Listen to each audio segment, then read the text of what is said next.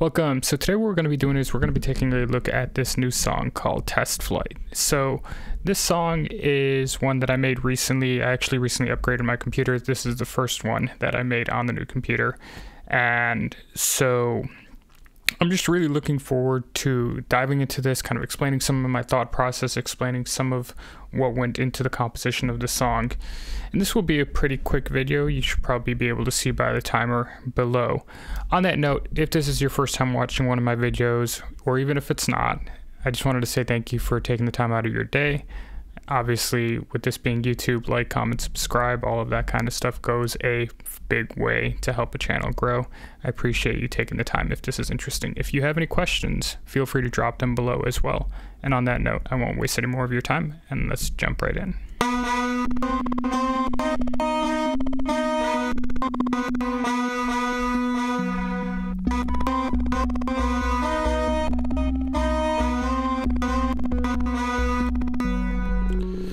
So what we're going to do is we're going to quickly go over some of what is happening in that intro. So we have this right over here. This is basically just a raw sine wave from Absinthe. It's actually the same one as the sub bass over here. We'll get to that in a bit, but it's basically just the mid-range of that. So let's play this. And then what I have right after it is another version that is actually arpeggiated and distorted. So those together, let's just play this right here in this section.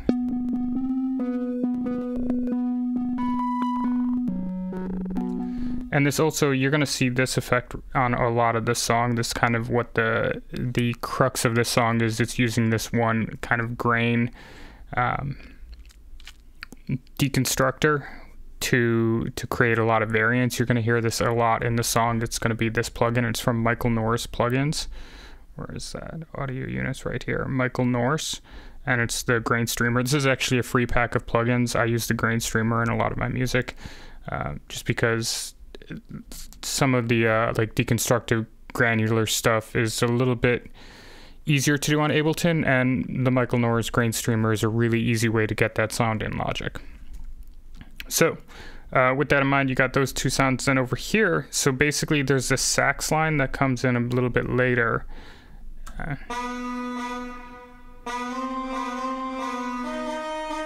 So this is from Contact, and this is the woodwind solo, and this is the saxophone essential from that. And so, and that's part of Native Instruments Complete if you're looking for that. And then what I have over here is basically the same thing, but just compressed in with that grain streamer on it, making it a little bit deconstructed. So in the intro, if you play those elements together,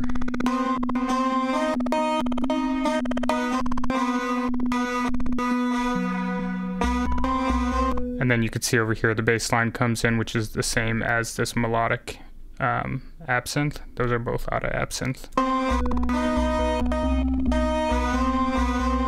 which is this right over here. And with the bass line, it's really simple. It's just a sine wave and then a slightly offset sine wave. It's 0.25 offset, so it gives it a tiny bit of movement, but not too much.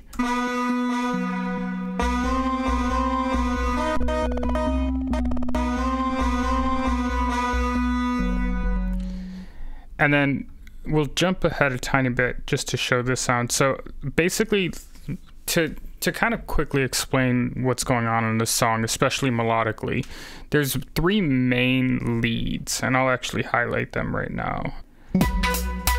So there's three main leads. There's this one.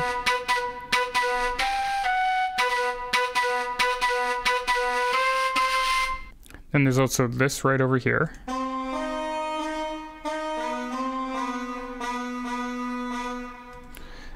And with those, there's also a violin layer that right now is muted. We might take a look at that in a little bit. But then underneath each of those is that same granular device from the Michael Norris plugin set.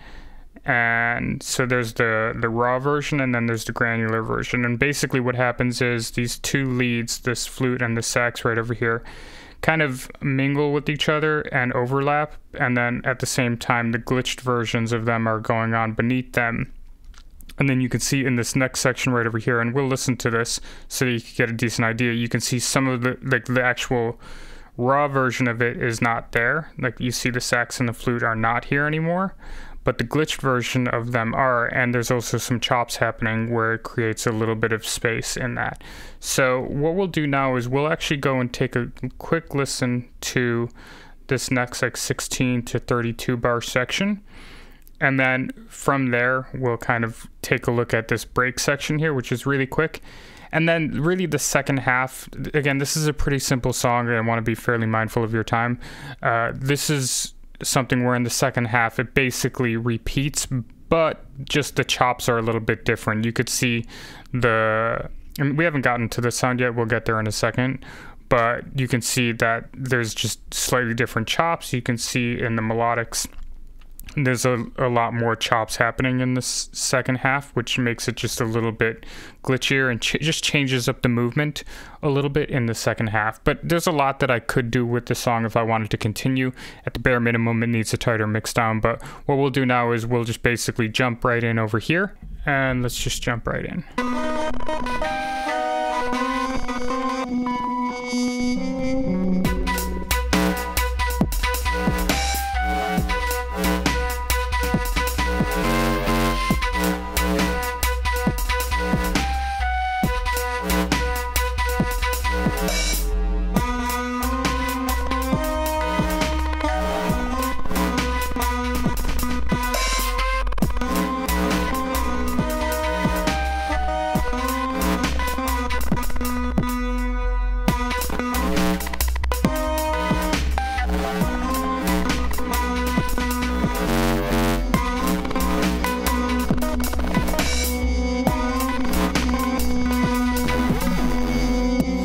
So basically right over here, there's been a couple new sounds introduced. There's been this mid-reese, both this version, which is kind of the raw version. This basically is this, where is it? This is the absinthe lead, but instead of it being that line by itself, you can actually, we'll go through the chain actually because I still have it here. Instead of it being a sine wave, you can see that this is a triangle wave as well as a square wave, slightly offset as well, not significantly. But then you can see there's a bit crusher, there's an image spreader on it, there's compressor on it, and then an EQ to just roll off the bottom of it. So basically feeding into some distorted versions, and then I bounced over here to audio. You'll see this is a heavily distorted audio clip. It's at this point inactive, but bounced it to audio, and then from there created fades on it. You could see a lot of these fades, just volume automations, and bounced that to audio. So from there I ended up getting this right over here.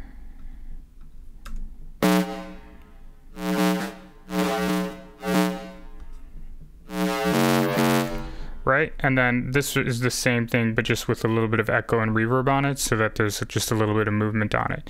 This song is pretty simple overall. Like that concept, this mid bass is pretty static throughout. I added in a couple other ones right over here, same processing but just a different sound.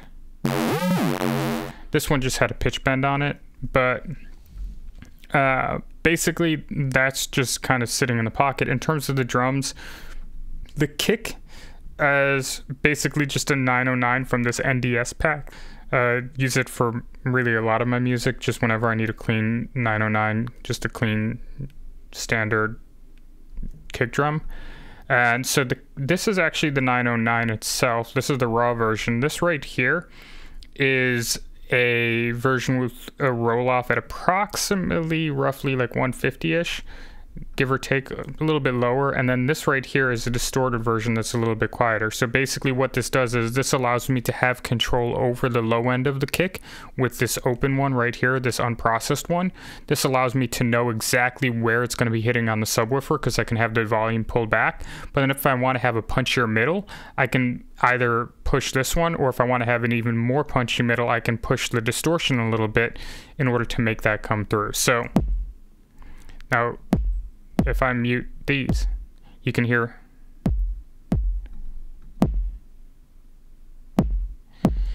how much punchier that is. So that's what's going on there. Then with the drums, it's just a pretty simple pattern. You have a snare right here. This I think is just like a little snare roll that I did. Oops. Yeah, it's really simple right there. And then here are the hi-hats, and those are really simple. There's just a pattern and then a layer underneath with an echo on it, and the echo I think is quarter note triplets. So it just gives it a little bit of movement without having to sequence everything, just by creating a good sequence and then throwing another layer underneath a little bit quieter with the echo on it. So this right over here is again, this is from Contact, I believe. Yeah, and this is a muted trumpet that just kind of fades in, and then this is the same thing but just with a lot of echo and reverb on it to just create a little bit of swells and risers with a melodic tone. If we pick up where we were around here, and 1, 2, 3.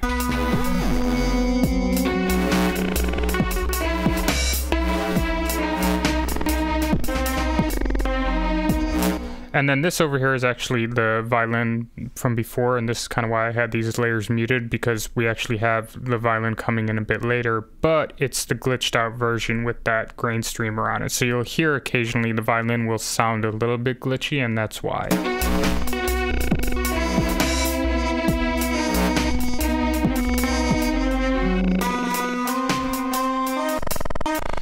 And then over here we go into kind of the break section. This is a really simple, just like 16 bar intro, 32 bar verse, 16 bar break, 32 bar verse, 8 bar intro, 16 bar outro actually, structure. But basically what we have going on here is we have the melodics of the melodic sax with just some basic drums underneath it, the basic drum rhythm continuing underneath it, and then the original sine wave lead comes in with the glitch flute, and then that kind of deconstructs into the second section, or into the second verse section. So let's listen to that together.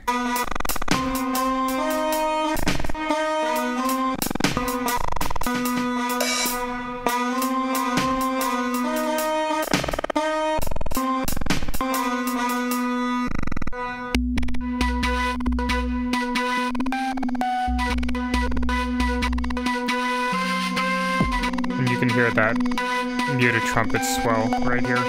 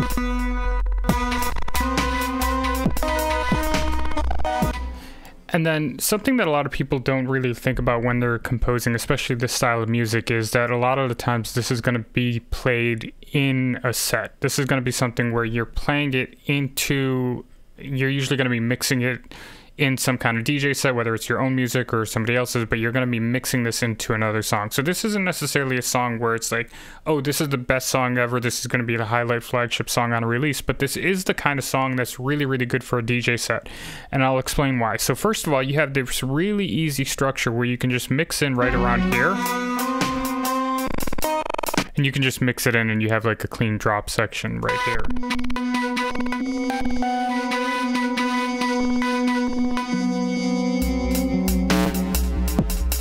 But on top of that, also the outro, sometimes you want to make sure that you're thinking about how you can make this really easy to mix both into it and out of it. So let's say, for example, a song had started 2 minutes ago or a minute and a half ago while I'm mixing it, and I have this, you know, beat matched and I'm mixing this in, it's fading in. I can easily fade it in so that it switches right over here as long as I time the structures correctly. But at the same time, sometimes it's nice to make it a little bit easy for yourself to maybe loop an outro, or make it easy for you to have like a strip down section where it's really easy for you to go into the next one as long as maybe the key matches.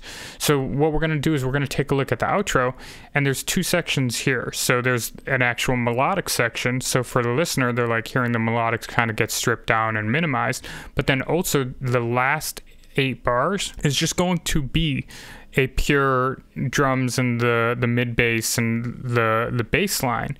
Because what that does is it allows it, if I need to, let's say I'm a bit behind myself in a set and I need to quickly loop 8 bars so that I can give myself more time, I can have an actual groove section going as that outros. But you'll hear it. You're not necessarily thinking when you're listening to the song, oh, this is made for looping, because it does still deconstruct to a close, but at the same time, it's structurally designed to make it easy for me to mix in and out of the song. So this is the first 8 bars of the outro.